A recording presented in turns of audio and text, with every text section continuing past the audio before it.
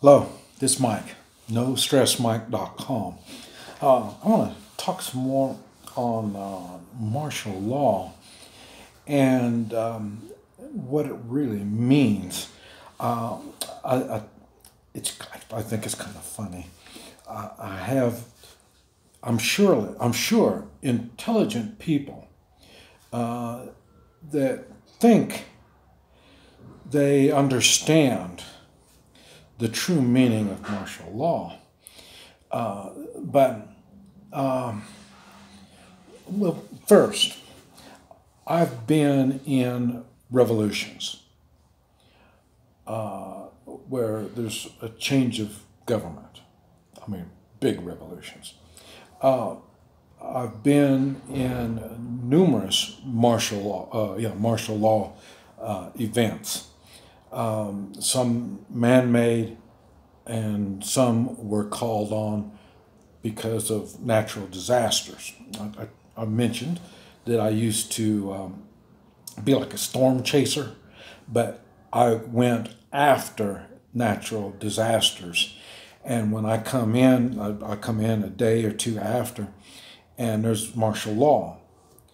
So I did a lot of those in different countries. So, and around the world now. So, and they're different.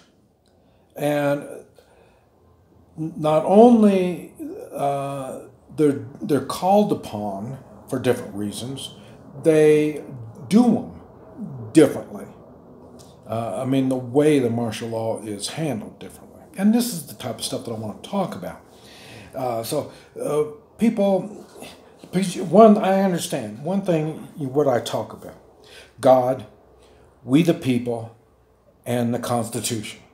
So, and I understand. So now you're thinking, okay, I'm thinking of martial law under the Constitution. But that's not. I'm talking about martial law in the reality. And I really don't want to get into the exact details of it because it can get very nasty. And but what you need to understand is martial law is not done by the military only. This is where people, well, especially in the United States, because we've been brought up, we think the law. And I've also mentioned in the United States, if it's not moral or constitutional, it's not really a law. You're following some instructions that there's no basis for this this law if it's not moral or constitutional. So you're following it. You've given up your right, and you're just following it because of that. Okay, so, but anyway, during a disaster, whatever kind it is, martial law doesn't have to be military. And I've had people think, well, okay, people mention, well, our own soldiers won't be doing. Did I mention our own soldiers? Did I mention our own police? It doesn't have to be them. There is UN troops. There are China, Russia, Britain. These people have investments in the United States. They will protect their investments. I mean, the United States protects their investments. We send troops to troubled countries to protect our investments. And so they're going to do the same thing. And that doesn't even include the UN and just no telling what. Okay, but that, so, and this is where, when I hear people say, and this is where I made the, fight, kill, or die video. You have to understand there's something much bigger than all this martial law kind of crap, these foreign troops, our police, making laws unconstitutional laws against our guns, whether they're local laws or state laws or federal laws. There's something much bigger than that. And what is much bigger than that is you. You as one of we the people. Remember, we the people are a bunch of strong individuals. You have to understand we have that power. Even the Constitution says we have that power. It's talking about the Second Amendment kind of stuff, guns, militia, all that kind of stuff. This is why I talk about the militia. In the community I'm in Oklahoma, we can put our community under martial law.